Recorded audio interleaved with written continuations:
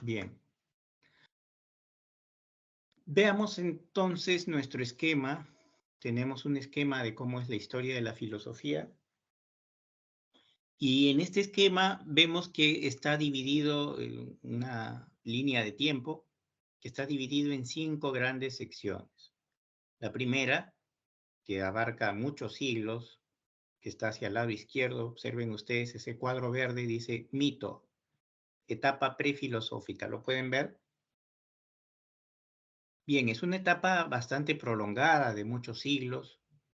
Todos los pueblos del mundo han tenido mitos, todos los pueblos del mundo tienen leyendas y de seguro que ustedes están familiarizados con algún mito, alguna leyenda, sobre todo en nuestro país cuando hemos estado en el colegio, ¿verdad? ¿Quién de ustedes no recuerda, por ejemplo, el mito de Manco Cápac y Mama Ocllo? A ver, ¿quién me puede hablar algo acerca de Manco Cápac y Mama Ocllo, de ese mito? ¿Quién me puede decir brevemente las cosas? A ver, Profesor, voluntario. ¿eso no es una leyenda? Ya, a ver, ¿de qué trata, Rodríguez? De cómo ellos salieron del lago Titicaca y cómo Manco Cápac puso la vara para ponerle el nombre al Cusco, algo así, si no mal recuerdo, Ya, pero ellos eran hijos de... del dios Inti. Muy bien, eran hijos del dios Sol, ¿verdad? Eran hijos del dios Sol. Y ellos partieron, digamos, salieron del lago Titicaca y salieron con la orden expresa de fundar un nuevo imperio, ¿verdad? Donde se hundía la vara de oro, allí fundarían el famoso imperio del Cusco. Pero, ¿dónde se hundió? ¿En el cerro? ¿Cuál lugar? Guanacaure, ¿verdad? En Guanacaure. Bueno, ese es un ejemplo, ¿no? De lo que es un mito. Quiere explicar un poco cómo se dieron los orígenes de un imperio de tantos siglos y que siempre los héroes son semidioses o son héroes que tienen un influjo divino, ¿no? Son descendencia de un dios importante o un dios secundario, según el caso. No son los únicos mitos. Vamos a hablar ahora acerca de algunos mitos griegos, que es lo que nos importa ahora. Por otro lado, vemos el segundo rectángulo, fíjense ahí, dice filosofía antigua. Este periodo va del siglo VI antes de Cristo al siglo V después de Cristo. Cuando ustedes vean en las letras así, A.C o D.C, significa antes de Cristo. Y en el caso de D.C significa después de Cristo, ¿verdad? Es una convención que tienen los historiadores para simplificar, para entender las cosas, ¿no? Y se emplean los números latinos, los números en romanos, para entender que son siglos, ¿verdad? Entonces, este periodo del siglo VI al siglo V después de Cristo se caracterizó por ser un periodo en donde la filosofía tiene distintas preocupaciones, comenzando por establecer cuál era el primer principio o arjé de todo lo existente. Y van a haber una serie de filósofos conocidos en esta historia como los presocráticos, es decir, pre significa anterior a Sócrates, son los filósofos anteriores a Sócrates, aunque algunos, vamos a ver, son contemporáneos a Sócrates. Pero en fin, no nos hagamos problemas, es una época en la que se investiga acerca de la fisis o naturaleza. Eso es lo importante, saber cuál es el primer principio o arjé. Y nosotros ya adelantamos algo en la clase pasada, recordarán cuando hablamos de el origen cronológico o histórico de la filosofía, ¿verdad? ¿Se acuerdan con quién comenzó esta disciplina? ¿Quién me dice? A ver. Comenzó con puntos suspensivos. Ahí veo una manito alzada. ¿De quién es? Profesor Tales de Mileto. Muy bien, Ramírez. Bien contestado, correcto y bien contestado. Con Tales de Mileto se inicia la tradición de la filosofía en Occidente. ¿Y qué había postulado este señor? ¿Qué decía?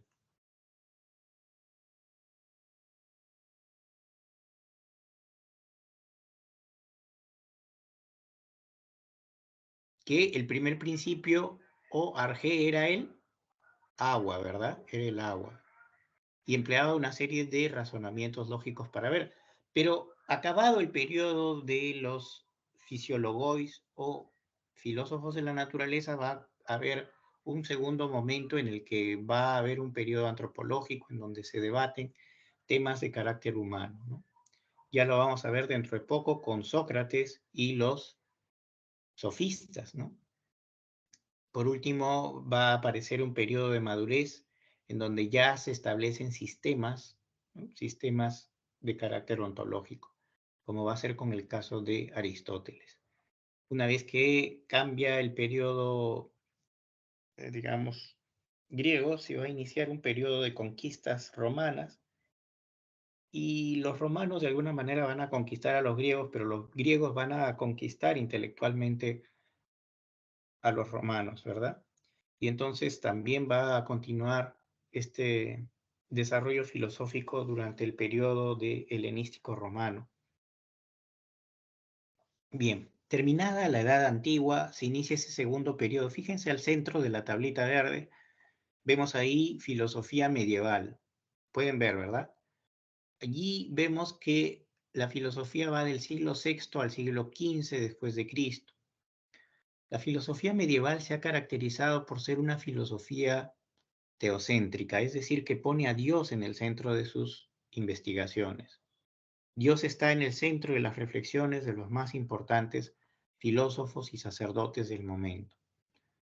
Hay toda una filosofía en Occidente, por ejemplo, comienza en la Edad Media, en la Edad Antigua, finales de la Edad Antigua, comienzos de la Edad Media, se comienza con la patrística, cuyo máximo representante fue un sacerdote llamado Agustín de Hipona, o también conocido como San Agustín. ¿De acuerdo? Con San Agustín se hacen una serie de reflexiones en torno a quién es Dios, ¿de acuerdo? Y, segundo lugar, quiénes somos nosotros y cómo podemos salvarnos como seres humanos. Entonces, aquí hay una influencia cristiana muy grande, muy profunda, y más tarde, durante el periodo del siglo XII, XIII, incluso hasta el XIV, va a haber una escolástica, va a haber una segunda escuela o corriente filosófica muy importante que es la escolástica. En Occidente, el máximo representante fue Santo Tomás de Aquino. Tomás de Aquino era un sacerdote italiano, nacido en Rocaseca en el año 1224 y falleció en el año 1275, aproximadamente en el mes de marzo. Él escribió sendas obras y se planteó un reto bastante grande, pienso yo. El reto era demostrar la existencia de Dios haciendo uso de la lógica, haciendo uso de la razón. Y lo demostró a través de las famosas 5 vías, ¿no? Claro, después va a recibir una serie también de críticas por parte de otros filósofos. Los judíos y los árabes también tienen grandes representantes durante la Edad Media. Por ejemplo, tenemos a Avicena en lo que actualmente es Irán, ¿verdad? En ese entonces se llamaba Persia. Y también va a haber otro gran filósofo, Averroes, que está al norte de África, que es un filósofo árabe muy interesante que va a plantear también una teoría del conocimiento sui generis para el momento. Entonces, la Edad Media, repito, para reforzar las ideas, la Edad Media es un periodo de aproximadamente 1000 años que se va a caracterizar en materia de filosofía por el estudio de quién es Dios y, en segundo lugar, quiénes somos nosotros y cómo podemos salvarnos, porque importa mucho aquí la salvación, ¿no? Quienes son cristianos buscan salvarse. Y hay una serie de temores y tormentos también que de alguna manera la iglesia va a azuzar porque lamentablemente va a haber corrupción, sobre todo a finales de la Edad Media, va a haber una corrupción tremenda. Van a vender una serie de bulas y de documentos para la salvación de las personas o de sus familiares. Y esto va a traer una serie de consecuencias, no solo en el campo religioso, sino también en el campo político y económico, en el campo artístico también. Bien, En cuarto lugar, vemos acá la filosofía moderna que va del siglo XVII, entre paréntesis, primera mitad, al siglo XIX. Este es un periodo caracterizado por el estudio, digamos, del tema y el problema de lo que es el hombre. Entonces, si durante la Edad Media la preocupación fundamental era saber quién es Dios, pues ahora lo que más importa es saber qué es el hombre y cómo podemos conocer el mundo, conocer lo que nos rodea, conocer quiénes somos. Entonces tenemos una serie de personajes representantes de este periodo, pero tal vez el más famoso de todos sea Renato Descartes. Renato Descartes fundó de alguna manera un nuevo método que es el método cartesiano, con la duda metódica. Escribió algunas obras muy importantes, pero más que un filósofo, y esto, bueno, es una apreciación personal, más que ser un excelente filósofo, en realidad era un excelente matemático. Pero esto es una opinión personal, yo puedo estar equivocado. Él inventó, Renato Descartes inventó la geometría analítica, fusionó la ciencia del álgebra de los árabes con la ciencia geométrica de los griegos. Entonces fue verdaderamente un trabajo excepcional, pienso yo, para su momento. Y fue la base para las posteriores investigaciones que hicieron matemáticos como Leibniz de Alemania, Isaac Newton de Inglaterra, para crear el cálculo infinitesimal. Bien, terminada la Edad Moderna, en donde la preocupación es el hombre y también la política y la teoría del conocimiento, hay un momento en el que a partir de la Revolución Francesa se inicia la Edad Contemporánea, históricamente hablando. Ese 1789 es un año importantísimo porque cambia, ¿no? Cambia la situación del mundo. Entonces pasamos a una época que es conocida como la Edad Contemporánea. Y la filosofía contemporánea se caracteriza por tener muchos derroteros, muchas corrientes y escuelas filosóficas. Estará el estructuralismo, el existencialismo, la fenomenología, el marxismo, ¿no? El neomarxismo, entre otras, ¿no? El neotomismo también, entre otras, entre muchas otras. Y bueno, al final tenemos la posmodernidad, que es un fenómeno relativamente moderno, nuevo, de la década del 90 hasta nuestros días. Entonces, chicos, y lo estamos viviendo, ¿no? Aunque algunos dicen que ya la posmodernidad terminó y que estamos frente a una nueva época. ¿Hasta aquí hay alguna pregunta, comentario, crítica, chicos? Es bienvenido. Me gusta que participen los alumnos. Profesor, una pregunta. ¿Desde Sí. cuándo comienza la filosofía contemporánea y se diferencia en la filosofía moderna? O sea, ¿cuál es lo que diferencia a uno de otro? Ah, muy buena pregunta. Muy buena pregunta. ¿Qué distingue? O sea, la filosofía contemporánea va a comenzar, como ves, en la segunda mitad del siglo XIX. Es decir, a partir de 1850, por decir una cifra a mano alzada. 1850. ¿De acuerdo? ¿De qué se diferencia o en qué se diferencia una de otra? Bueno, diría yo que la filosofía contemporánea de alguna manera es moderna, es hija de la filosofía moderna. Entonces, hay algunos temas que no se abandonan, se profundizan, pero se ve desde otra perspectiva. Además, como es de costumbre, siempre la ciencia y el arte influyen mucho en la reflexión filosófica. Y hay filósofos que no son ajenos al quehacer artístico, al quehacer literario, al quehacer científico. Entonces, ¿qué diferencia una de otra? Pues como te digo, para comenzar, la multiplicidad de intereses. En la filosofía moderna hay un interés central, el hombre, y qué es lo que puede conocer el hombre, es decir, la nociología. ¿De acuerdo? Es el tema capital. Hay otros temas que se investigan, cierto, pero ese es el tema fundamental. En cambio, en la filosofía contemporánea hay múltiples intereses, centros de interés. Por ejemplo, estará la filosofía de la religión, estará la antropología filosófica, la epistemología, que tiene una importancia fundamental, la nociología, entre muchas otras. Entonces, como puedes ver, hay todo un abanico de corrientes y de filósofos y de formas de entender el mundo y la vida. Ujú. Así es. Ya lo vamos a ver con más detalle Vaya pregunta. adelante. De nada, gracias a ti por la pregunta, Espinosa. Veamos la siguiente diapositiva. Tenemos aquí a Sócrates. Sócrates, el gran Sócrates, fue un hombre nacido en Atenas, de origen humilde, de origen modesto. Fue hijo de una partera y de un señor que era escultor. Entonces, Sofronisco y Fenarete eran sus señores padres. Él era de origen humilde, al parecer no tuvo muchos maestros más que, según menciona un autor italiano, al parecer solo tuvo un maestro de música porque no tuvo mucho dinero, sus padres no tenían mucho dinero como para pagar preceptores.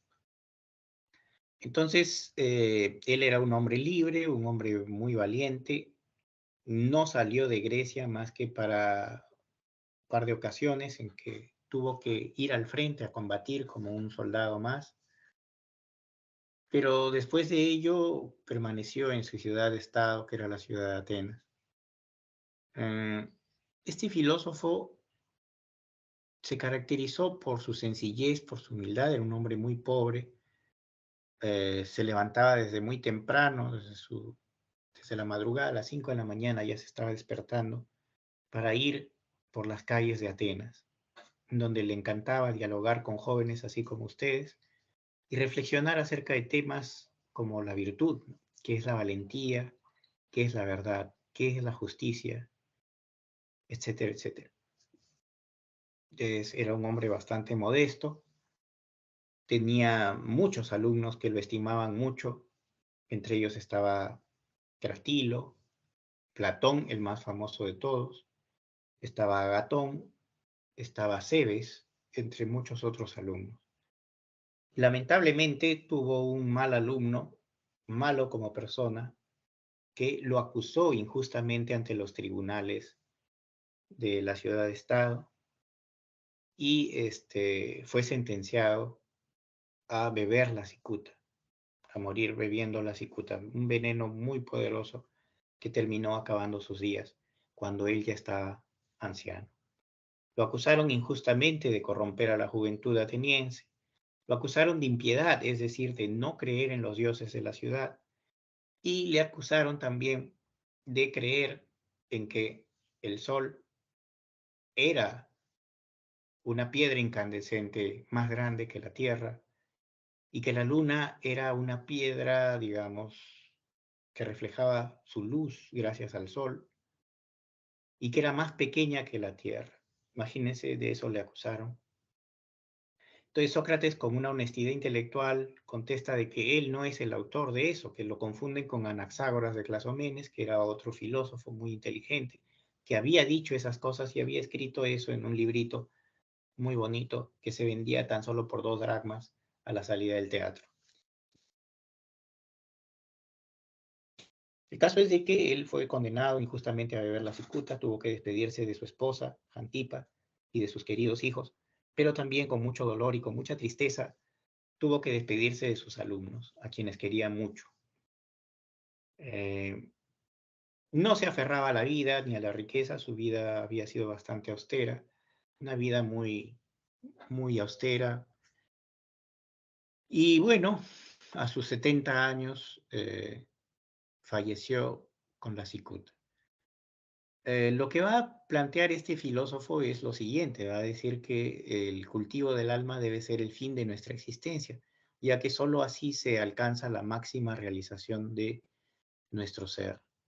Entre paréntesis, virtud o arete en griego. Arete significa virtud en griego. Entonces, para este filósofo, lo más importante en la vida no es acumular riquezas, no es vestirse bien, estar a la moda, no es dedicarse a los placeres, al vino, al sexo, etcétera, sino cultivar el alma. Eso es lo fundamental para este filósofo. En segundo lugar, combatió al relativismo nociológico de los sofistas. ¿Algunos de ustedes saben quiénes fueron los sofistas? ¿Quién dijo yo?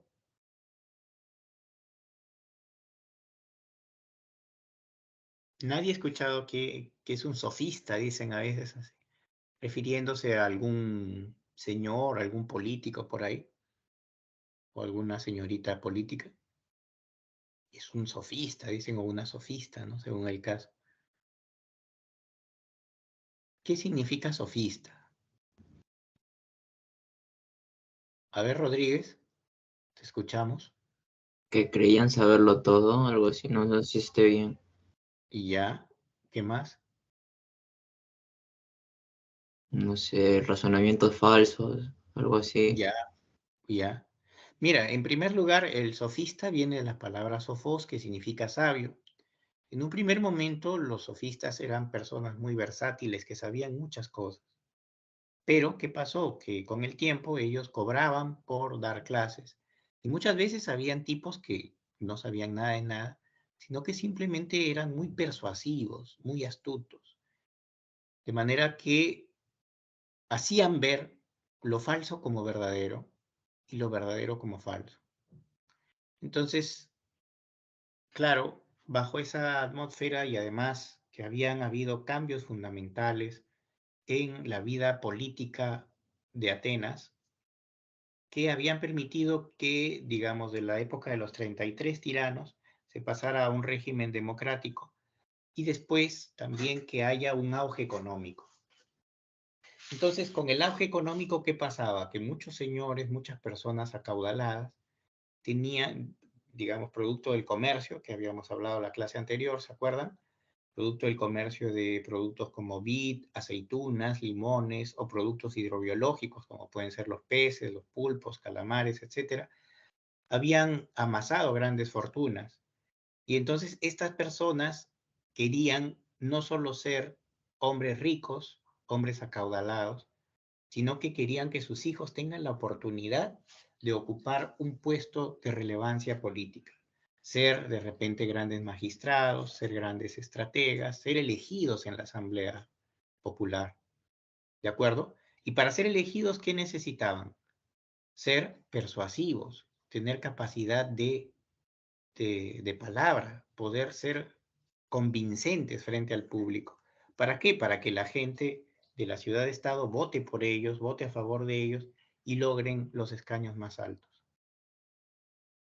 Pero esto, eh, por ejemplo, era algo que disgustaba a Sócrates, en realidad no le gustaba ese tipo de actividades, él nunca se dedicó a la política y sin embargo dentro de sus detractores hay un comediógrafo, un comediante, ¿no? Que se llamaba Aristófanes. Y Aristófanes era excelente comediante. Yo les invitaría a que ustedes lean sus obras, son muy graciosas. Y disculpen a manera de anécdota, chicos, cuando yo estaba en la biblioteca leyendo las obras cómicas de Aristófanes, estaba tan concentrado en los personajes que eran tan cómicos, tan graciosos, tan ridículos a veces, que me maté de risa a mandíbula batida, olvidando que estaba en la biblioteca de letras. Entonces el señor bibliotecario me invitó a salir de la biblioteca, ¿no? Entonces me suspendieron por 2, 3 días, hasta ahora me acuerdo. Me, me, me retuvieron el carnet y yo dije, pero es injusto, yo no tengo la culpa que este autor sea tan bueno, ¿no? Pero bueno, a veces es así la vida. Tengan cuidado si lo leen a Aristófanes, no le vaya a pasar lo que a mí. Entonces, algunos jóvenes, bueno, se ríen conmigo, qué bueno, pero es un poco trágico cuando te retienen el carnet y te dicen retírese, ¿no? Entonces, esas cosas pasan y es muy gracioso. Este autor tiene diversas obras, Las nubes, que es una comedia dirigida contra Sócrates. Ya vamos a hablar ahorita un poco con más detalle de Las nubes. Están las ranas, están las aves, está el Congreso de las Mujeres o la Asamblea de las Mujeres, son sinónimos, que es un tema interesantísimo, muy importante, de una agudísima crítica contra el sistema político del entonces. Él criticaba, por ejemplo, que los congresistas de su tiempo no iban a las reuniones porque pagaban muy poco. Entonces ellos eran grandes hombres de negocios, eran hombres libres que tenían grandes haciendas, que tenían comercio internacional y ganaban plata por todos lados. Entonces decían, si yo voy a estar un día para ganar solo 2 óbolos o 5 dracmas o lo que sea, eso es un ripio para mí. Yo gano miles exportando uvas, exportando vino, exportando esclavos o importando esclavos de Oriente, ¿verdad? Entonces esa gente que era acaudalada decía, no, mejor que vaya pues uno de mis sirvientitos, un administrador. Ya, iba el administrador, pero el administrador decía, pero a mí no me conviene, yo gano 100 dracmas como administrador, voy a estar recibiendo solo 2 dracmas, no me conviene, envió a un sirviente. Por último, el sirviente, si es que no quería, no iba, y entonces lo que se plantea él cómicamente, Aristófanes dice, mejor que vayan las mujeres, ya ellas se reúnen, y las mujeres efectivamente se disfrazan de hombres. Es una comedia muy graciosa, verdaderamente.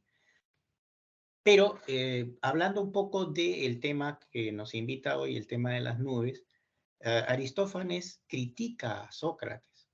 Él equivocadamente considera que Sócrates es un sofista y no es un sofista. Pero en la comedia lo presenta pues como un hombre pálido que está pensando en la inmortalidad del mosquito, ¿no? Cuyos alumnos están pálidos, famélicos, que no comen y se dedican a investigar tonterías, ¿no? Entonces, ese es el famoso pensadero, ¿no? El pensadero, así se llama literalmente del griego al castellano, ¿no? O pensatorio, diríamos, en nuestros días. Entonces, él critica, por ejemplo, una situación en que Strepsiades es el protagonista, es un padre que tiene muchas deudas y que quiere, digamos, lograr salir de ese apuro, ¿no? Entonces envía a su hijo, Fidípides, para que se haga alumno de Sócrates. Entonces lo lleva al pensadero y bueno, le permite Sócrates ser uno de sus seguidores. Al cabo del tiempo, el chico se convierte en un engañador, se convierte en un sofista muy hábil, muy perspicaz, que evita pagar la deuda a los acreedores legítimos de su padre, y lo que es peor, se convierte en un sinvergüenza, en un granuja que ¡pah!, le apropina un cachetadón a su padre Strepsiades, porque en primer lugar, había sido su padre tan injusto que cuando él era niño e indefenso, lo golpeaba y que ahora que él ya es grande, que es joven, adulto, ya puede de alguna manera desquitarse de aquella injusticia que había cometido su padre cobardemente en sus primeros años de educación. Imagínense.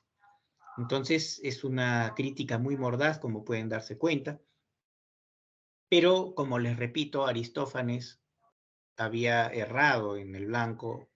Sócrates nunca fue un sofista y es más, él públicamente, cuando es juzgado, dice, yo puedo dar prueba de ello, de que nunca cobré a mis alumnos por la pobreza, ¿no? Por la pobreza, por el lugar en donde vivo, ¿no? Ciertamente él era muy pobre económicamente. En el tercer punto vemos, buscó el conocimiento verdadero de las cosas, es decir, la idea, el concepto de lo general.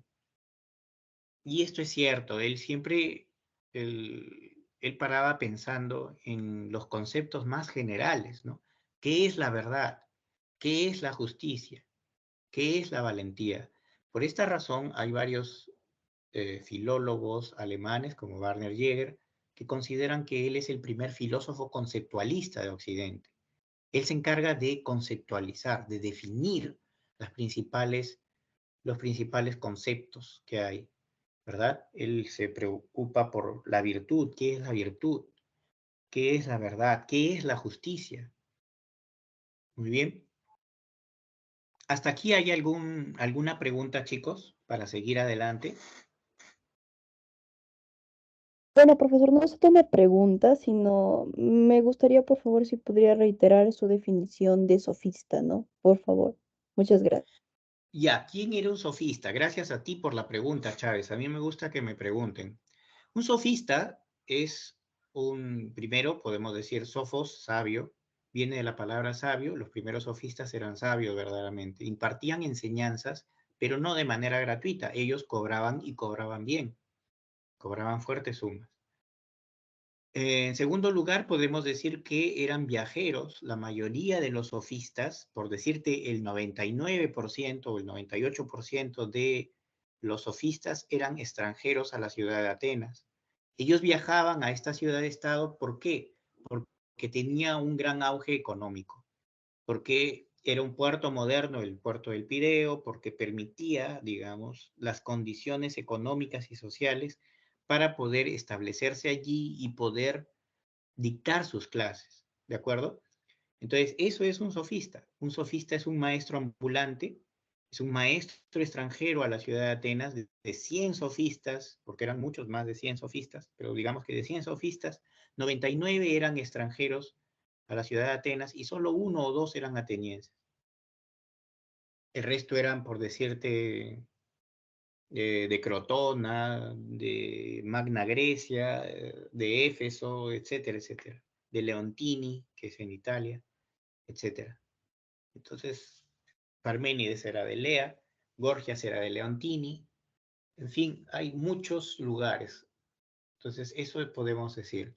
Y ellos defendían el argumento fuerte, o sea, algo falso lo vendían como verdadero, y lo verdadero, cuando les convenía, lo presentaban como falso.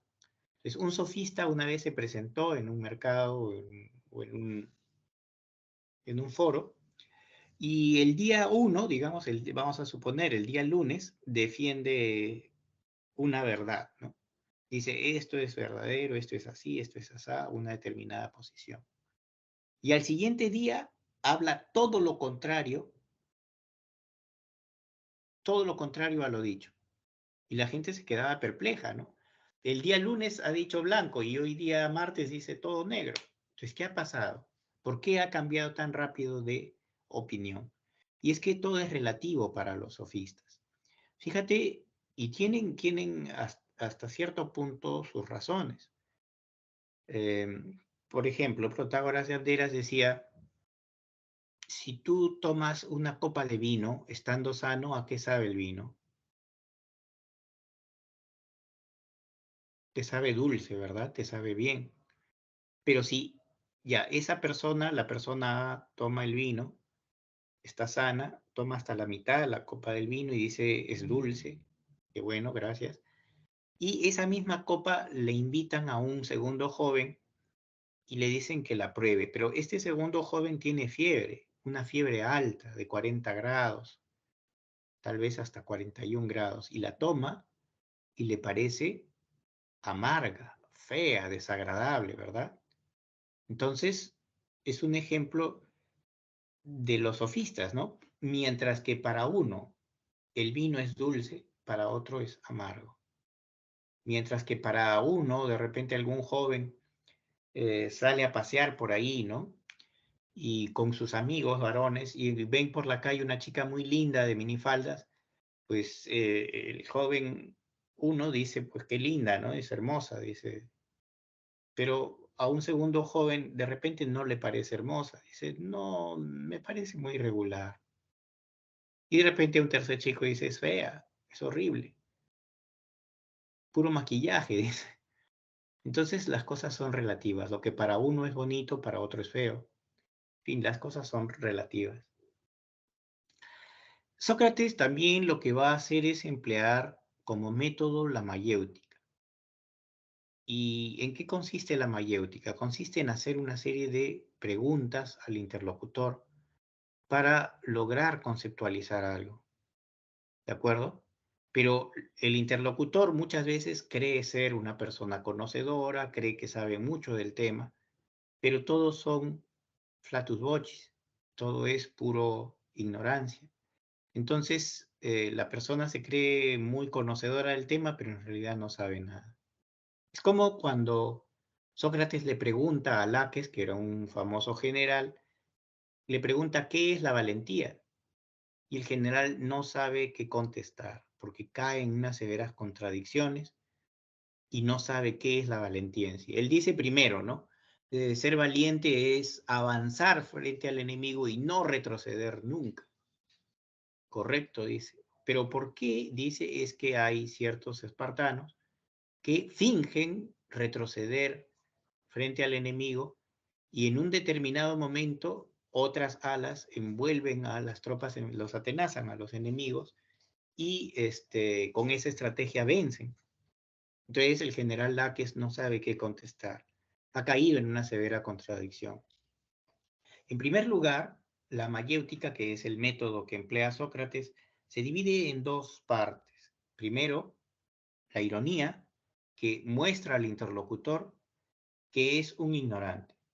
Él cree saber mucho del tema, pero en realidad no sabe nada.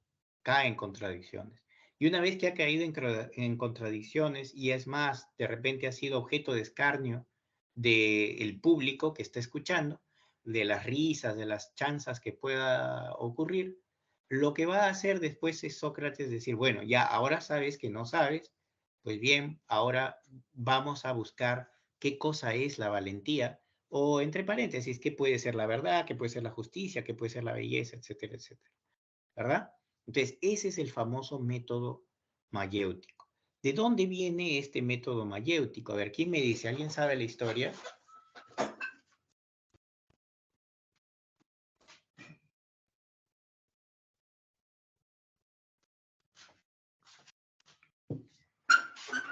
Como les dije al comienzo de clases, Sócrates fue hijo de una partera y fue hijo de un escultor. Aprendió de su padre el oficio de esculpir el alma de los seres humanos. Es decir, no va a esculpir la piedra, no va a esculpir el mármol de Carrara como fue su padre, un escultor, sino lo que va a esculpir es el alma humana, el alma de sus alumnos. Miren qué bella labor. Y de su madre también va a aprender el oficio de comadrona. Su madre era comadrona y ayudaba a parir a las mujeres. Una comadrona en la antigua Grecia era una mujer que bordeaba los 40 años, casi siempre, ya tenía el vientre seco, era incapaz de tener hijos por ella misma, pero que sin embargo, dada su experiencia de madres, dada su experiencia de mujer, era capaz de ayudar a otras chicas a poder parir niños, de traer niños al mundo. ¿De acuerdo? Pero la pregunta es, ¿cómo hace Sócrates para hacer parir a los hombres? Pregunto yo. ¿Cómo puede hacerle parir a los hombres? Hacía parir ideas, ¿no? Ese era el concepto, Muy ¿no? bien, excelente respuesta. ¿Quién me contestó? Chávez Zabaleta, profesor Ángel. Muy bien, estás descollante hoy día, Chávez, está muy bien. Lo que va a hacer Sócrates es ayudar a los jóvenes a parir ideas, ¿de acuerdo? Ya que por naturaleza los hombres no parimos. Lo que va a hacer Sócrates es igual, tener el oficio de su señora madre, que era de comadrona, hacer venir niños al mundo, bañarlos, ¿verdad? Botar el agua sucia y bueno, ya ahí estaba la criatura, amarrarles el ombligo.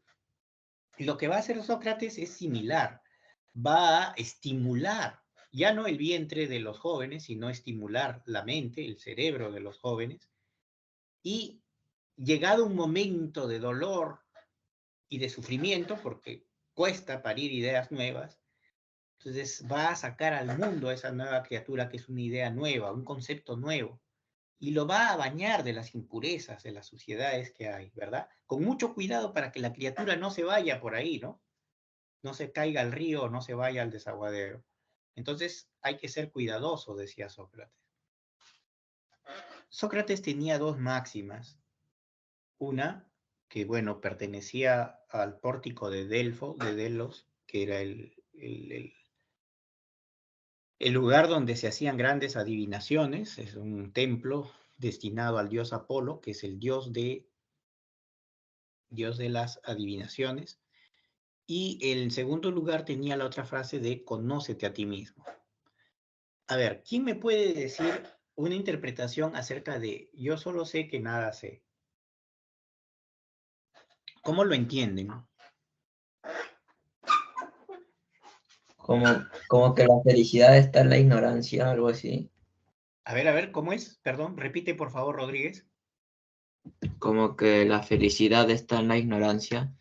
La felicidad está en la ignorancia. No, no, por ahí no va el asunto. Solo sé que nada sé. En Eh, que, en que, a ver, yo creo que solo, esa frase más que todo es una frase, ¿no? Que no que halaga la ignorancia, sino que yo pienso que a través de uno no saber nada, uno puede ya, buscarse a sí mismo, ¿no?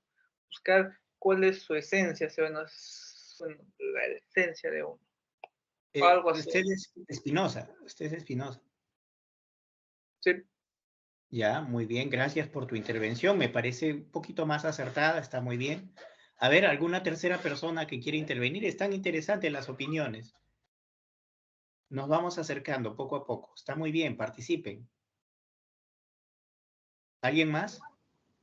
¿Podría ser que el conocimiento absoluto es algo imposible o algo similar? Ya, muy bien, Lucero. A ver, otra opinión más. Está muy bien. Profesor, Sí, profesor, bueno, yo tengo entendido que esa frase se refiere a que todos somos un poco ignorantes y que para Ya. poder recibir conocimiento tenemos que aceptar eso y aceptar que todos nuestros conocimientos pueden ser un poco incompletos y de esta manera poder llegar al conocimiento verdadero de las cosas. Estás descollante, Rivas. Muy bien, Rivas. Muy bien. Y todos los que han participado también los felicito porque esa es la mejor forma de ir acercándonos a la verdad, sin miedo. Sin miedo, así como lo están haciendo. Los felicito, chicos. Todos ustedes están haciéndolo bien. Y los que no han intervenido, no importa. Ya lo harán adelante. No tengan temor en participar, no sientan vergüenza. Acá nadie es dueño de la verdad. Y mira, Sócrates es quien nos ha enseñado esto. Yo estoy seguro que si viniera Sócrates acá, estuviera al lado de mi máquina, de mi computadora, de mi laptop, se sentaría y me preguntaría, Javier, ¿qué cosa es la educación? Y yo le daría de repente algún concepto de educación, pero me diría, pero ¿y por qué es que esto? ¿Por qué es que? Y finalmente caigo en una contradicción y me quedo rojo delante de ustedes, ¿no? Ja, ja, ja, el profe no sabe qué cosa es educar. Y entonces, qué vergüenza, ¿no?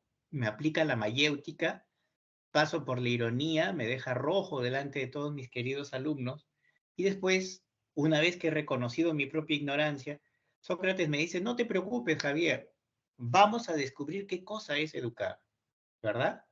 Y entonces de la mano de Sócrates voy a llegar a un concepto verdadero de lo que es educación, porque era un hombre muy perspicaz, ¿eh? Él no necesitaba haber ido a una universidad para ser un gran filósofo. ¿Mm? Él era un hombre muy perspicaz, muy inteligente. Y como bien dice su compañerita Rivas, nosotros siempre vamos a ignorar algo. Nosotros no somos lo sabelotodo. Nosotros no sabemos todo de todo. Entonces, ¿qué es lo que va a suceder? Miren, Querefonte era uno de sus alumnos. El hermano de Querefonte había ido al oráculo de Delfos, que era el oráculo más importante, en donde estaba el dios Apolo. Habían pitonisas y sacerdotes que se encargaban de hacer una serie de adivinaciones. ¿Ya? Ellos miraban el futuro, entre comillas. Entonces iba la gente de todo el mundo, del mundo antiguo, a preguntar qué pasaría en su futuro. Por ejemplo, algún joven iba hasta esa isla de Delfos, en donde nadie podía nacer y nadie podía morir porque era un acto sacrílego, tanto uno como otro. Si una persona mataba a alguien en la isla, y esto me comentaba el profesor Mayos, catedrático de la Universidad de Barcelona, en España, él me decía justamente, si es que alguien mata a una persona A, a una persona B en la isla de Delos, es un acto de lo más sacrílego, de lo más espantoso para la cultura griega, porque es una afrenta a uno de los dioses más grandes que tenían en el panteón griego, era el hijo de Zeus, imagínense. No se podía derramar sangre en esa isla. Y en segundo lugar, pues tampoco podía parir ninguna mujer en ese oráculo. ¿Por qué? ¿Por qué no podría parir en esa isla ninguna mujer? Porque al momento de dar a luz, cae la sangre, ¿verdad? Y suficiente con que caiga una gota de sangre para ya manchar, dejar impura esa tierra que para ellos era sagrada. Entonces, den cuenta qué interesante, ¿no, chicos? Bueno, muchas cosas podríamos hablar de esto, podríamos hablar. A ver, sí, Espinosa, ¿hay alguien más que quiere intervenir? El método de la mayéutica ya no sería correcto usarlo en la actualidad, porque existen otros métodos más efectivos para hallar la verdad. Bueno, no sé si será Ya. correcto.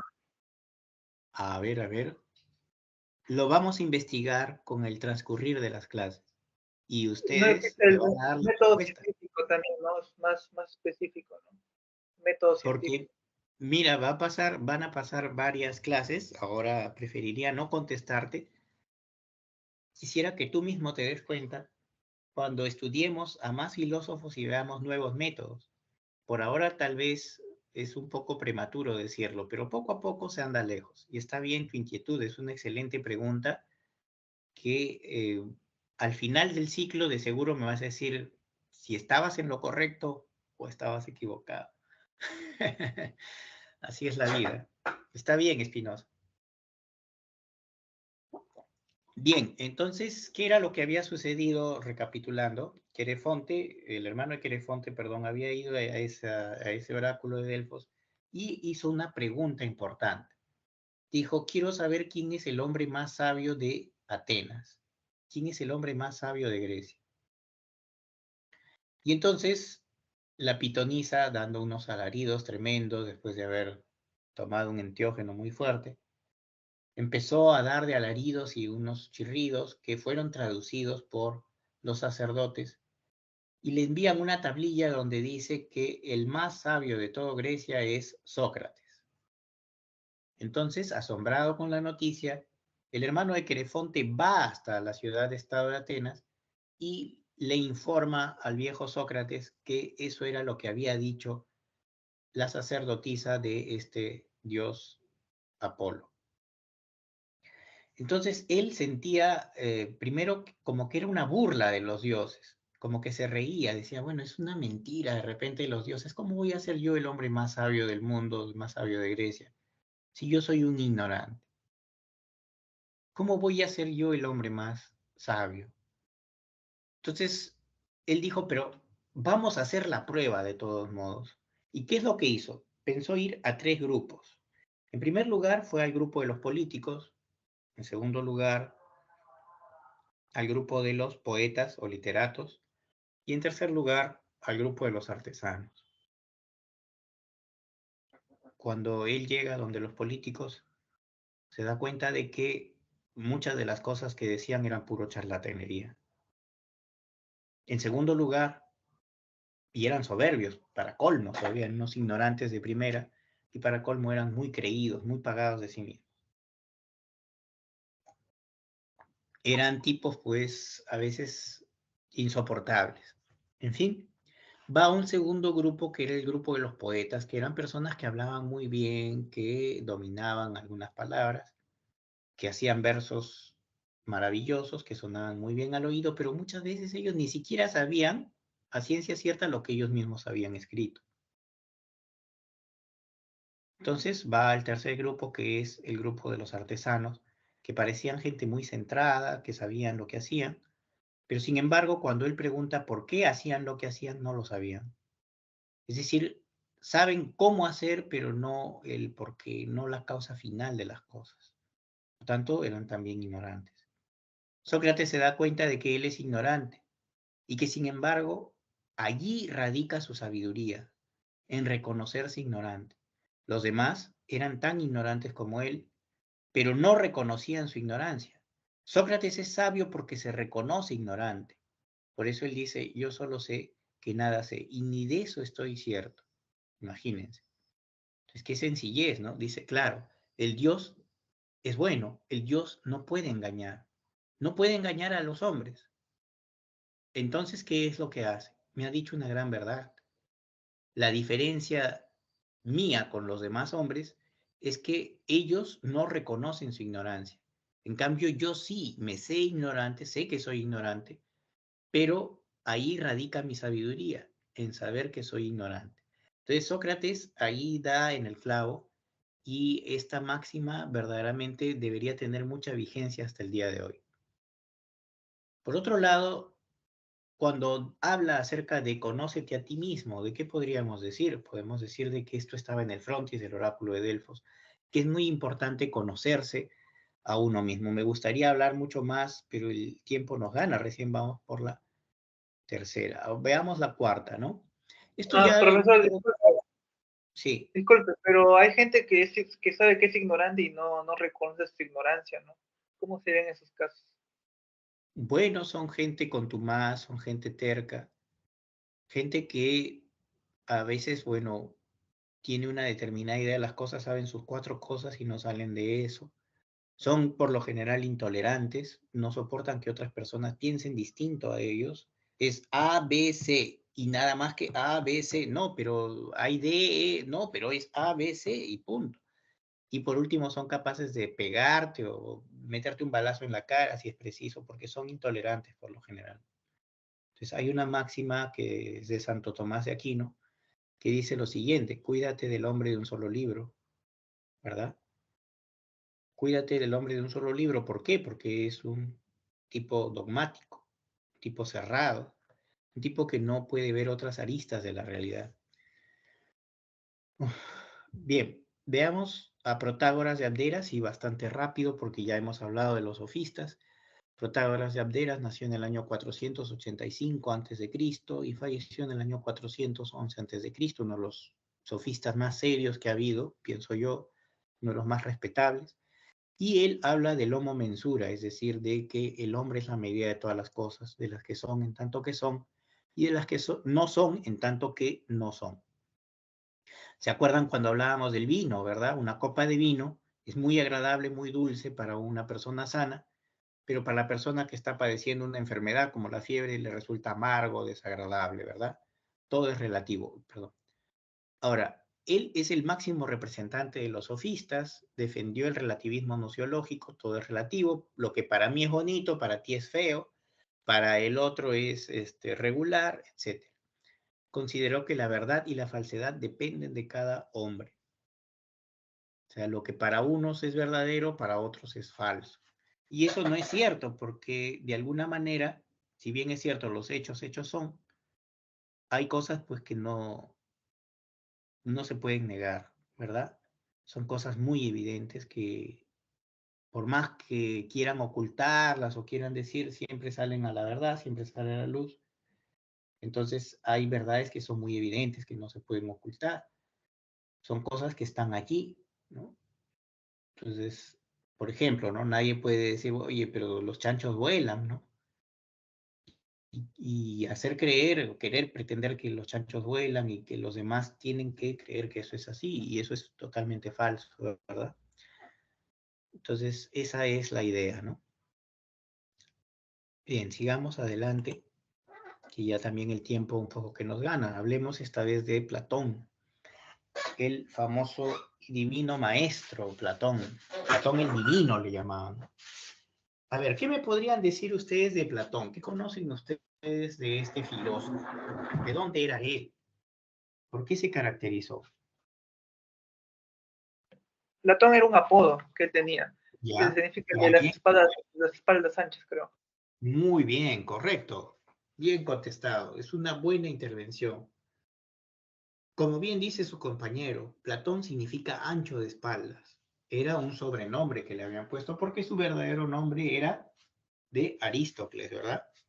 Él era un hombre libre, nacido en Atenas, pero de familia aristocrática.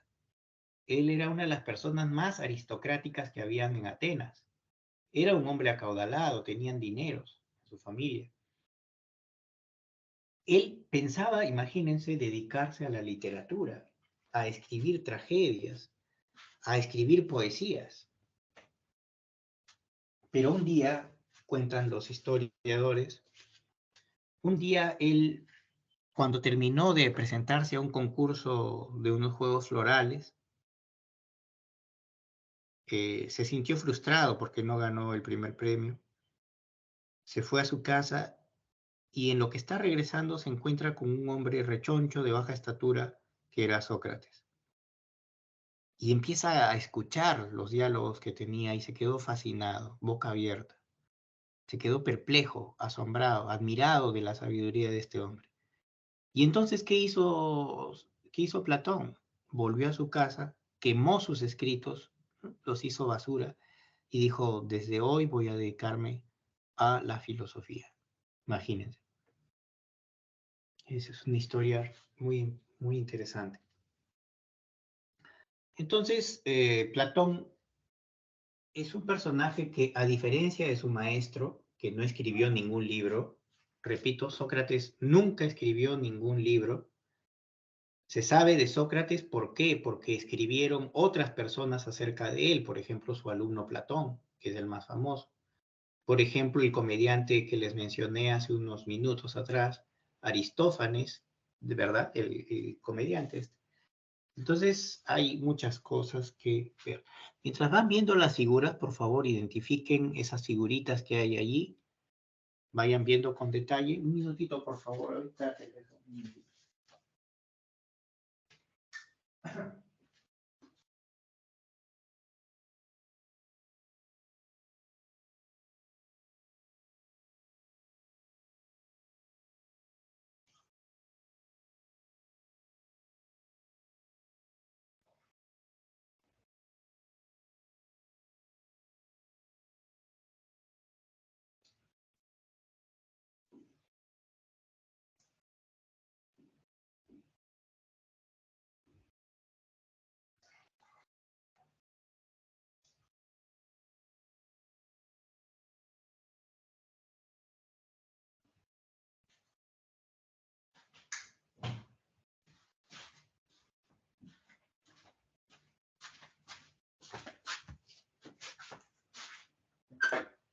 Bien, entonces tenemos a Platón el Divino, como bien decía su compañero, ancho de espaldas.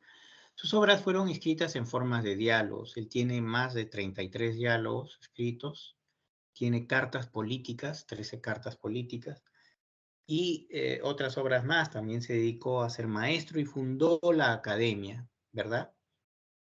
Para Platón existían dos grandes mundos, el mundo de las ideas o esencias y el mundo sensible. En el mundo de las ideas es un mundo eterno, inmutable, perfecto. Es un mundo en donde el ser es real y verdadero. Allí nada se corrompe, nada nace, nada se corrompe, nada se pudre, nada muere. Todo es eterno. Allí se encuentran las más importantes ideas, por ejemplo, la idea de la justicia, la idea de el bien, la idea de la belleza, la idea de la bondad, la idea del cuadrado, del triángulo, del número, del hombre, etcétera, etcétera.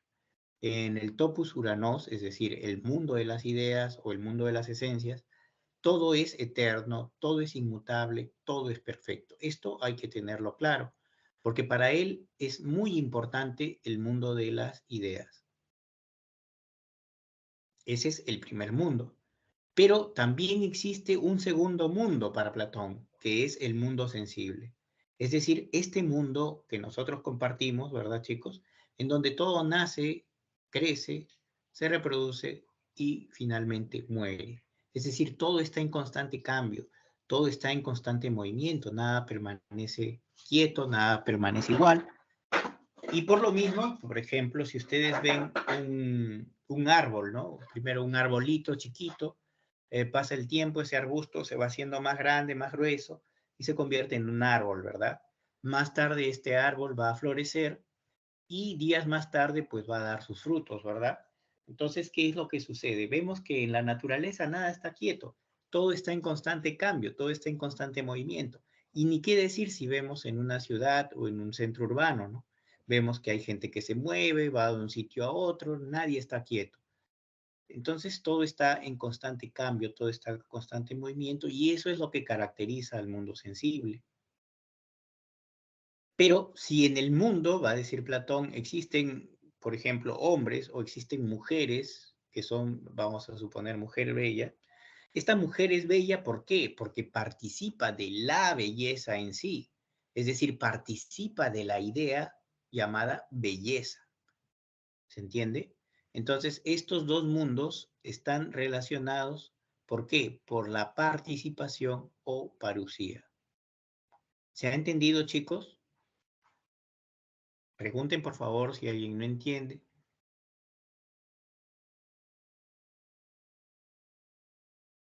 Yo no me molesto si alguien no ha entendido, si alguien quiere una explicación. Sí, profesor, se entendió. ¿Sí? ¿Se ha entendido, Espinosa? A ver, ¿qué dicen los demás chicos? Escríbanme por el chat si quieren. Escríbanme si lo han comprendido, ¿no? Por ejemplo, Canchan me dice que se ha entendido. Espinosa también. Sí, se entendió, profesor, me dice Pérez, muy bien. ¿Qué dice Jarama? Sep, me dicen que es Sep, supongo que sí. Bueno, Ruiz me dice última parte, profe. ¿No has entendido la última parte, Ruiz? Ahí veo unos ojitos morados por ahí que están mirando. ¿Quiere que repita la última parte?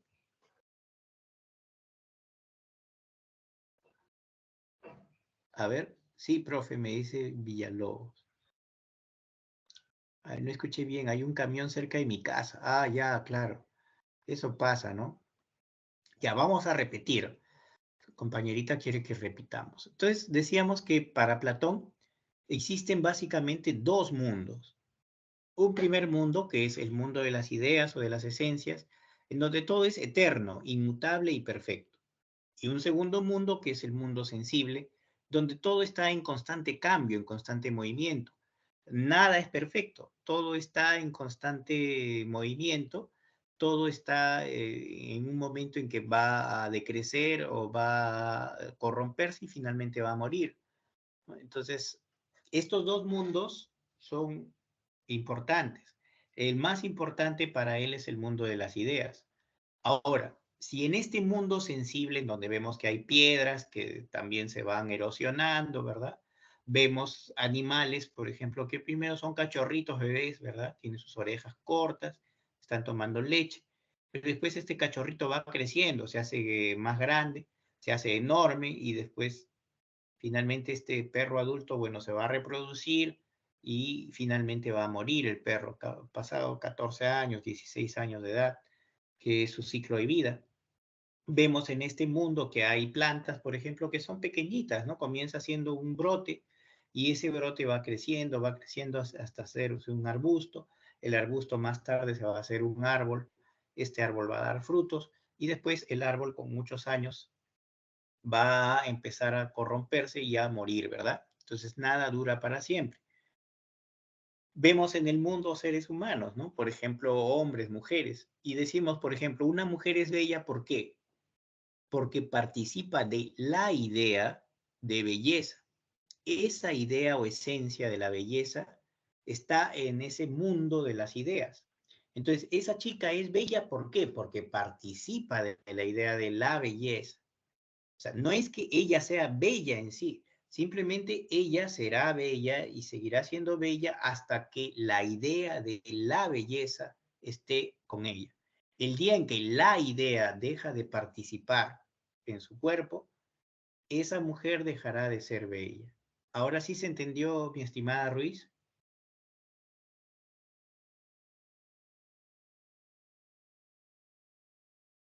A ver, Yumaira Ruiz, ¿me ha entendido? Ah, ya, profe, muchas gracias, de nada. Gracias a ti también por la pregunta, ¿no? Está bien, ahí me envías un muñequito, mirón. Muy bien, gracias. Entonces, lo que vamos a hablar ahora es de un mito interesante, pero sí lo voy a comentar en forma muy breve. ¿Qué es lo que sucede? Fíjense bien, Platón cuando termina de dar argumentos lógicos, de dar argumentos racionales, también por momentos echa mano del mito, de las leyendas, y lo hace varias veces. Entonces, en un determinado momento, él va a narrar una historia bien interesante. Fíjate, va a decir, imagínate por un momento que hay unos hombres que están encadenados, maniatados, de pies y de manos, incluso su cuello, no pueden voltear hacia atrás, están engrilletados. Estos hombres, estos esclavos, solo pueden mirar hacia adelante. Pueden ver allí en el dibujo, hay una pared de una caverna, es el fondo de la caverna, y aquí en estos celestitos son los esclavos que están sentados mirando la proyección de unas sombras, unas figuras chinescas. Detrás de estos esclavos hay un biombo, una pared que los separa, y detrás de ellos hay un grupo de personas que están con túnicas, fíjense que cargan unos objetos que son de distintos materiales, por ejemplo, madera, eh, no sé, mármol, marfil, etcétera, que pasan como una serie de figuras. Y los esclavos, en la medida que el primero que logra identificar frente a qué figura chinesca está, recibe un pequeño premio o recompensa. Detrás de estos personajes que están cargando, que están portando estas figuras, está una hoguera, ¿no? Unas llamas de fuego que permiten iluminar la caverna.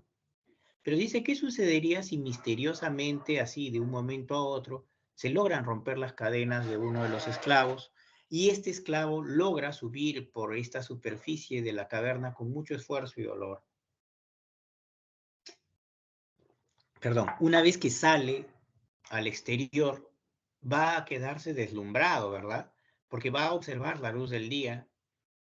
Primero observará los árboles, las piedras, después querrá ver los astros, el sol, pero su vista no está preparada y va a tener que verlos a través del reflejo de un manantial o de un charco de agua.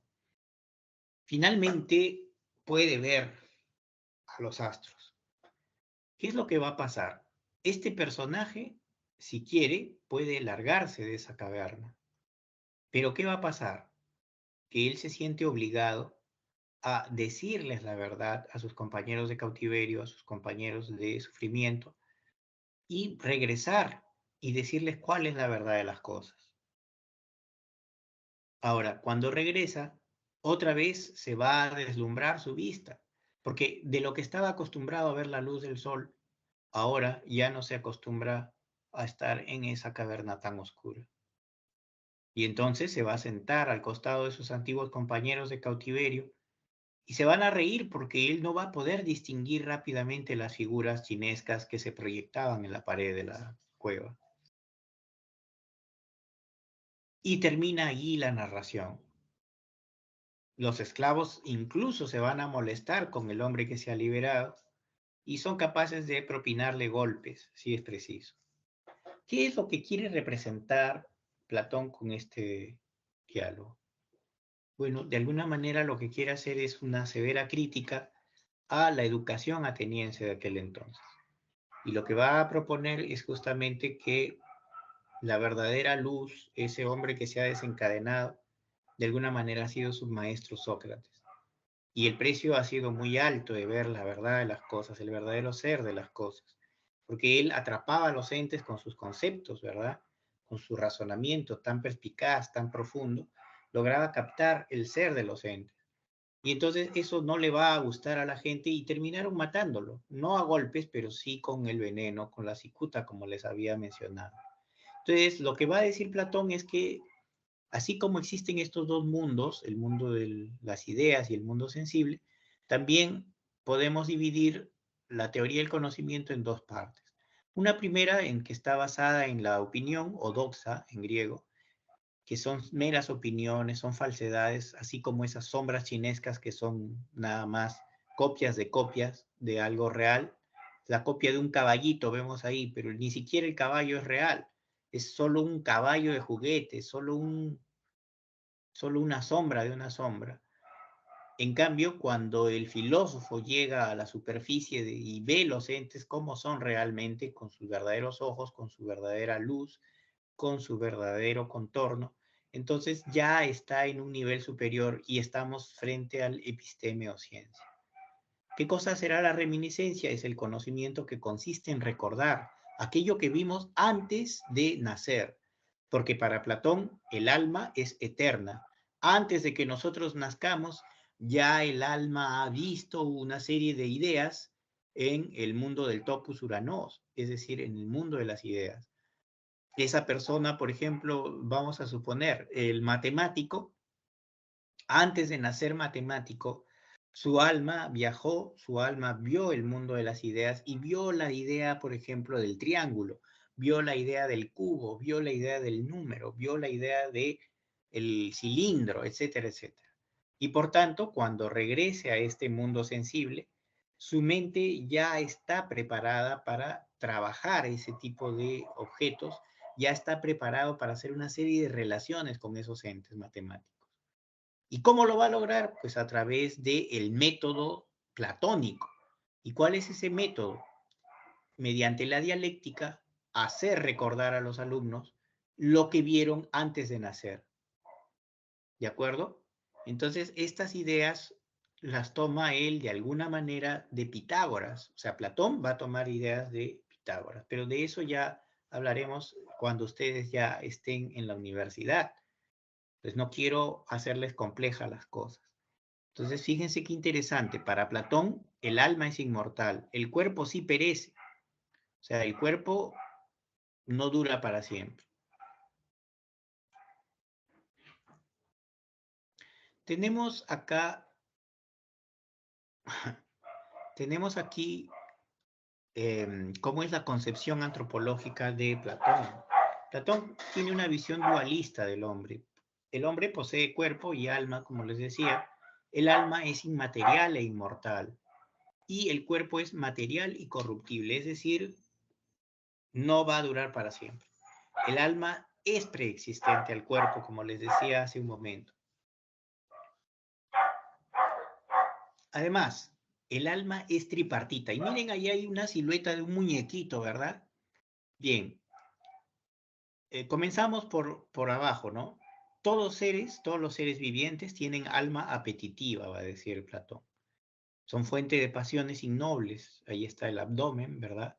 Que es lo que nos va a llevar a la concupiscencia o también nos puede llevar a la gula, ¿no? Cuando queremos comer mucho, ¿no? El estómago, buscamos cómo llenarnos el estómago. Bien, calmamos el hambre, todos tenemos hambre, pero cuando una persona come más de lo que necesita, cuando una persona come más de lo que debe, entonces cae en la gula, y la gula ya es un vicio. Entonces, allí está el vientre. Eso es algo que está allí. Es un vicio. Tenemos el alma irascible en el centro. Fíjense bien, el centro del cuerpo, ahí está el corazón, ¿no? Ahí está fuente de las pasiones nobles. Ahí se encuentra el tórax. Y por último está el alma racional, que es inmortal, inteligente, propia nada más de los seres humanos. Esa es la clasificación de Platón del alma. Todo hombre, todo ser humano tiene alma tripartita. Tiene un alma racional por la que es inmortal e inteligente. Tiene un alma irascible, que es la fuente de las pasiones nobles, como la valentía, el coraje, la lealtad, y se encuentra en el corazón. Y también está el alma apetitiva, que es un alma que es la fuente de las pasiones innobles. La gula, la concupiscencia, ¿verdad? El deseo de la borrachera, también otra cosa, un vicio que impide que nosotros nos superemos como personas. ¿Hasta aquí hay alguna pregunta, chicos? Ya para terminar con su tío Aristóteles. Veo pulgares arriba, qué bien, eso me gusta. A ver, varios pulgares, muchas gracias. Pero no se ven los dueños de las manos, hay un corazoncito por ahí. Qué bien, aman la filosofía. Bien, entonces vamos a hablar de Aristóteles, ¿verdad? Vamos a ver cuántas nos faltan. 3 ya. Uy, ya no puedo regresar, Dios. ¿Cómo hago para regresar? Oh, oh. Dale clic derecho, anterior diapositiva, creo. A ver, quiero entrar un ratito. A ver, espérate un ratito. Creo que ya salí de la presentación. Ay. Ya, ahora aparecen nuevamente las figuritas. Ya. Ahí estamos, ¿verdad? Muy bien, ya me da miedo usar la máquina. No sé qué cambios le han hecho que... Ya. Bueno, tenemos a Aristóteles, ¿verdad? Aristóteles fue el alumno de Platón. Aristóteles, a diferencia de sus maestros anteriores, es decir, a diferencia de Sócrates y Platón, él no era ateniense. Él nació en Estagira. Cuidado, fue pregunta de examen de admisión. Repito, Aristóteles no nació en Atenas, él nació en Estagira, por lo que también se le conoce como el estagirita. Mucho cuidado. Entonces, él nació en Estagira y se le conoce como el estagirita. Aristóteles estudió muchos años en la Academia de Platón, cerca de 17 años. Lamentablemente, pese a que él era el alumno más inteligente que ha entrado a esas aulas, lamentablemente había un momento en el que Platón iba a decidir a quién le iba a dejar la academia, ¿verdad? Y estaba entre dos candidatos. Uno era Espeusipo, que era su sobrino, que no era tan inteligente, que no había escrito tantas obras. Y por otro lado estaba Aristóteles, que desde que llegó el primer día de clases fue apodado como la inteligencia. Ojo, no el inteligente, sino la inteligencia. Y es que Aristóteles fue padre de muchas ciencias, padre de la lógica, padre de la biología, de la embriología, padre de la estereometría, etcétera, etcétera. De la psicología también. Entonces, ¿qué es lo que sucedió? Que Aristóteles lo que hizo fue, perdón, Platón lo que hizo fue elegir a su sobrino como director de la academia. Aristóteles se sintió muy despechado, se fue de la academia después de 17 años que estuvo estudiando allí y recibe una invitación. Miren cómo es cuando se cierra una puerta, se abren 100 puertas. Recibe una excelente invitación del rey de Macedonia, Filipo el Bárbaro. Filipo lo que le pide es que por favor eduque a su menor hijo, que a la sazón cuenta con 13 años de edad. Ese chico, ese muchacho se llama Alejandro, que más tarde lo vamos a conocer como Alejandro Magno en la historia. Fue maestro de Alejandro Magno, le enseñó muchas cosas, entre ellas cuestiones de lógica, política, etcétera, etcétera. Se equivocó en algunas, cierto, pero entre los dos hubo una amistad muy grande. Ahora bien, lo que va a hacer Aristóteles es llamar metafísica a la filosofía primera o la teología.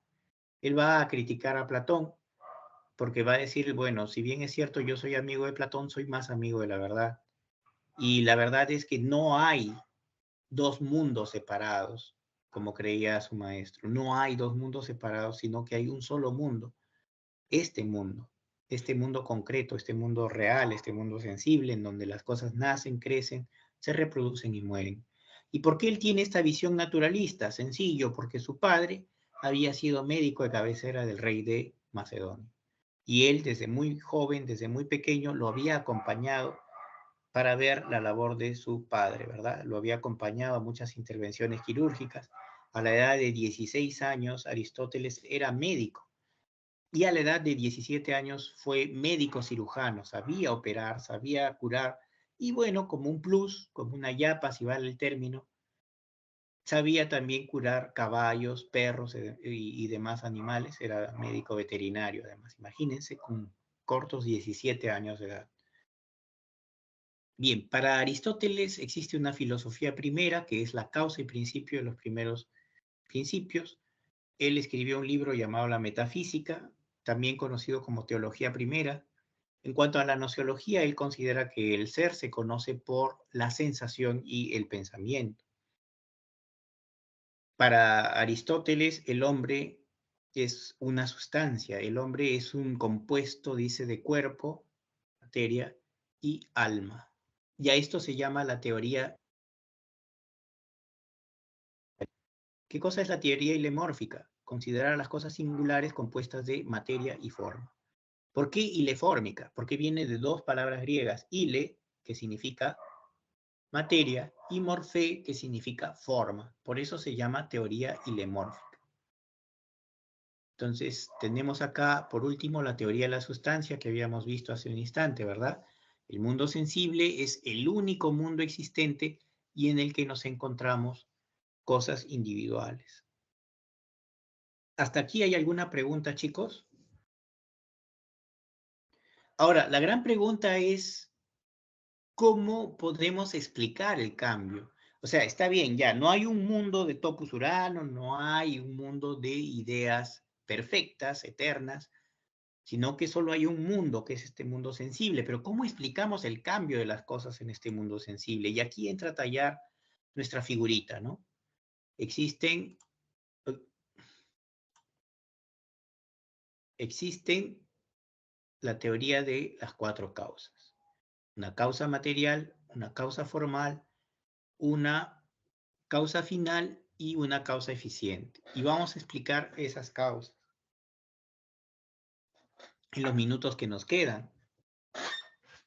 Por ejemplo, dice el mismo Aristóteles, si nosotros vamos a un taller de un artista que es escultor, ¿verdad? Tocamos la puerta, efectivamente queremos contratarlo para que haga una escultura. Aristóteles lo que va a mencionar es que este señor va a hacer la escultura, pero en primer lugar la gran pregunta es, ¿qué material, verdad? O sea, ¿con qué va a hacer la escultura? Ya, la persona le dice, quiero que la haga de mármol de Carrara. Correcto, ya está el material, mármol. Entonces, ¿qué más? ¿Quién es la causa eficiente? Es decir, la causa eficiente es aquello que hace que algo sea lo que es, mediante un determinado ejercicio, mediante un determinado movimiento o conjunto de movimientos. En este caso, la piedra no se talla sola, ¿verdad? Tiene que haber un ser humano que en primer lugar piense cómo va a hacer esa escultura. Dice, ya, es la escultura de un ángel. Muy bien, vamos a hacer una escultura de un ángel. Una mujer bella, con ropa ceñida, transparente, y una corona, digamos, de laureles en la cabeza, ¿verdad? Y sus alas. Muy bien. Entonces, veamos. En primer lugar, tenemos la causa material, que es el mármol, la piedra, con la que está hecha la escultura. En segundo lugar, tenemos una causa formal, que es la idea o forma que va a tener esa piedra para convertirse en escultura. Entonces, en la mente del escultor está la idea de una mujer bella con alas, que es un ángel. ¿Se entiende? Esa es la forma, la causa formal. En tercer lugar está la causa eficiente, es decir, el obrero, el escultor, el hombre que pone manos a la obra para que esa piedra se convierta en una escultura de una mujer bella con alas de ángel, ¿verdad? Esa es la causa eficiente. La piedra no se talla sola, las esculturas no se tallan a sí mismas, sino que requieren de la mano de un ser humano. Esa es la causa eficiente. Y en cuarto lugar está la causa final, es decir, ¿para qué se ha hecho esa escultura? ¿Cuál es la razón de ser? Como dice el maestro Girafales, ¿cuál es la causa, razón, motivo o circunstancia para que esté hecha esa escultura, para que se haga hecho? Entonces, bueno, cuando viene el que lo contrató al escultor, dirá, bueno, para ser exhibida en la plaza, en el ágora de Atenas, o para ser exhibida en tal o cual ocasión. Esa es la causa final, ¿verdad? Entonces, ahí tenemos las 4 causas. Hablemos en los minutos que nos quedan, y con esto ya terminamos. Vamos a hablar más de Aristóteles en la próxima clase, de seguro, o algo de él hablaremos, pero bueno, siempre estudien, siempre repasen. Y ya para terminar, en los pocos minutos que nos quedan, hablaremos de las funciones del alma. Para Aristóteles existen 3 funciones en el alma del ser humano. En primer lugar está la función vegetativa, que comparte también con las plantas y animales. Por la función vegetativa, todos los seres vivos son capaces de nutrirse, de crecer y de reproducirse, ¿verdad? Una planta necesita tomar los nutrientes, el agua, la tierra. Necesita un perro, un caballo, también necesitan comer, ¿verdad? Un hombre, una mujer necesitan tomar alimentos, ¿verdad? Entonces nos nutrimos. Además, necesitamos esto para el crecimiento, para crecer, ¿verdad? También, bueno, se necesitan de calorías y demás para reproducirnos. Pero esa es una función vegetativa. Lo tienen las plantas, los animales y los seres humanos. En segundo lugar está la función sensitiva, que ya no la tienen las plantas, según Aristóteles. Una planta no puede trasladarse de un punto A a un punto B, ¿verdad? ¿Acaso ustedes han visto un arbolito corriendo por las calles de Lima? No. Entonces, solo los animales y los hombres podemos desplazarnos de un lugar a otro. Tenemos sensaciones, y a alguien le pinchan con una aguja, ¡ay!, grita, ¿no? Y salta hasta el techo. Tenemos capacidad de movimiento. Sumado a lo anterior, bueno, estas cosas En tercer lugar, tenemos la función intelectual, que es una función exclusiva del ser humano. El hombre es el único ser capaz de pensar, de hacer ciencia, de entender ciencia. ¿De acuerdo? Entonces, esta función intelectual es fundamental. Tómenle foto, por favor, a estas figuritas. Esas son las claves para el día de hoy. Les agradezco mucho su atención y sus preguntas, sus comentarios. Son buenos. Me alegra que participen, pero no solo van a participar 4 personas o 5 personas, sino que también me gustaría que lo hagan los demás, ¿verdad? Miren cuántos alumnos tenemos y solo algunos quieren hacerlo. Yo les agradezco mucho su atención. Yo disfruto también compartiendo estas cosas. Claro, les soy honesto, yo sufro a veces también con la máquina, pero felizmente gracias al joven tutor que me ha apoyado, ¿no? Y también a ustedes que me han asesorado en cuestiones técnicas, les agradezco mucho. Ha podido ser posible esta clase. Muchas gracias, chicos. Nos vemos hasta la próxima clase. Estudien mucho, repasen, denle, pero como a rata, como decía uno de mis maestros de la pre, y será hasta la siguiente semana. Un aplauso para ustedes, chicos. Buenas tardes. Un minutito. Hasta luego, profesor, gracias. Hasta luego, gracias a ustedes. Gracias, profesor. Hasta luego. Hasta luego, hasta la próxima semana. Cuídense mucho.